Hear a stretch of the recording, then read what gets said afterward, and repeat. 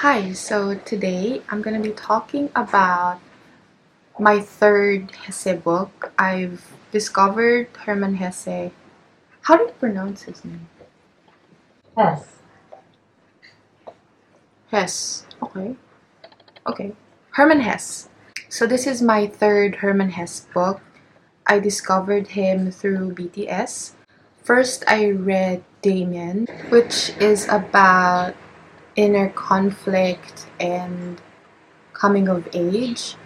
And then the second book that I read by him was Siddhartha, which turned out to be one of the best books that I've ever read in my life and has remained so till this day. Siddhartha basically recalibrated how I think. Now I'm seeing things at a different perspective, and I approach things and reading at a different perspective. Now, the third book that I read by Hess is called Beneath the Wheel. This is a beaten up copy that I found online. It's secondhand. And one of the things that I love about his books are they're usually very small and manageable to read.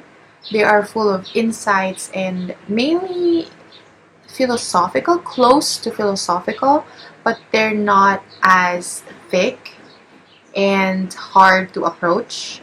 This book talks about the pursuit of knowledge or the pursuit of intelligence and death or loss or just failing in general and frustration. Now, a little caveat or warning, or just a little reminder or a little information, just a little note for me. If you've recently lost someone, by lost I mean death. If you've recently lost someone, maybe don't read this book. Or, well, I think you should. Yeah, I think you should read this book. I changed my mind. I think you should read this book if you've recently lost someone. More particularly if you've lost someone voluntarily or for voluntary reasons, voluntary causes.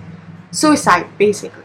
I don't know if I can mention that on YouTube, or it could even be a spoiler. I've recently lost someone in my life. He committed suicide. I didn't think much of it. Having grown up in a more liberal society with liberal thinking because of social media, I've come to understand mental health and its effects and its power over daily lives. When I encountered it firsthand, I didn't think much of it until I read this book. And it came at the right timing. I read this book around that time. Objectively, this book is quite boring, especially on the first part, because you follow the story of Hans through his childhood, and he's got a pretty boring life. All he wanted to do is to study. All he wanted to be is to the stereotypical smart kid who went to school, graduated, found a good job. He wanted nothing else but that. But life has a different plan and he lost his way. I guess it paralleled mine as well, but not in a negative way. Like, I guess it brushed upon my own, especially the part where Hans, the main character in this book, spent his entire life aiming for intelligence. I was also pursuing that for the longest time without realizing that life has a different plan. And there is actually I want to share this. There is a quote by Namjoon RM of BTS. Actually, I don't know. It's from one of their songs, BTS's songs. I don't know who wrote it. I'm afraid to stand parallel to the world's expectations or something like that. Going back, Hans, the main character in this book, because of that pursuit of knowledge, or that one-way thinking, or that tunnel vision, he neglected other factors in his life. He was so determined to get there, like he pinpointed where he wanted to go. Everything else didn't matter. While he was at that stage where he's supposed to make friends, get into arguments with friends, and fall in love with someone, finding hobbies or interests, he failed to do that. He chose not to do that. And when it came to the point where that one goal of his failed him, he did not have any sort of fallback. If you're focused to just achieving one goal and neglecting other aspects of your life, once you get older and that one thing fails, you will have difficulty trying to catch up with things that you've left behind if you don't have that mental capacity to catch up. It might take a toll on you. Hans, in this book, he was not able to catch up. That ended up messing up with his mental health and eventually led to his death. This book actually did not specifically say that he killed himself, but that's how I sort of assumed. I don't know, and I will not say that it is what happened for real. It's just how I see the story going. There is a line here that really hit me. A few lines that really hit me. One of those lines is when the narrator said, only he had become so tired and so miserably tired.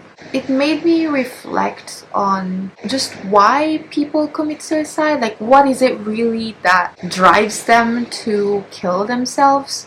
Are they so depressed?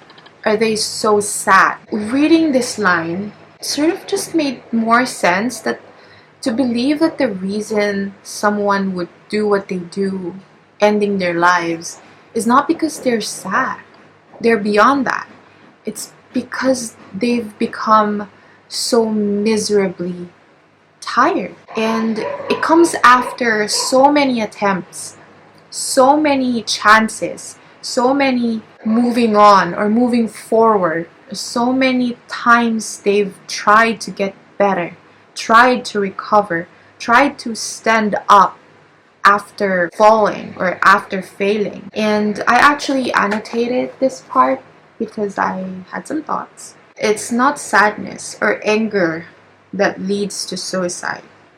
I guess it's this: tiredness, feeling so miserably tired of fighting, so tired of being abandoned by hope and a promise of a better tomorrow. After reading this book, it hit me a certain way where I found myself just staring into nothing. It really just made me understand the person that I've lost, and having to read this kind of mirrored what this person was probably thinking, or what he was going through. And it's so eerie to think about and to read. I think that's why I was just so moved. This book will remain as one of the books that I will never forget this ever in my life. If I were to read this at a different time of my life, if I didn't read this at the perfect moment when I also lost someone, I keep thinking maybe I won't look at it the same way, or I won't appreciate it the same way. So I don't know if it's good as is, or it's just good for me, or it's good to me. There is also this page here. I've written a lot. Right here. This is the part where I realized to remain sane, you have to also find happiness in the smallest of things. I imagine it like, you know, like in this story of Hansel and Gretel, they leave breadcrumbs so they know to find their way back. It's like leaving breadcrumbs.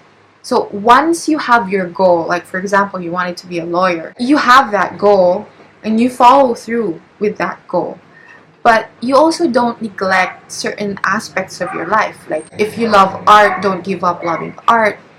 If you have a loving family, don't abandon them. You leave pieces of yourself in these things So when your one goal, your ultimate goal fails, you can look back, you can go back to these things and still feel like you still have a part of you existing. At least you go back with something, not absolutely nothing. Having to pursue a dream for so long and then to go back to zero, I can't imagine how that would be like. You're back to your childhood. You're back to an infant where you're naive and you don't know anything. It's gonna be so hard to accept that. I want to read to you what I wrote. Happiness shouldn't be focused on one goal or ambition.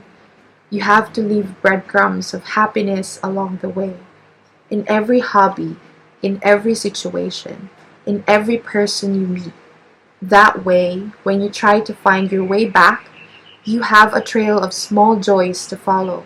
You wouldn't be so lost.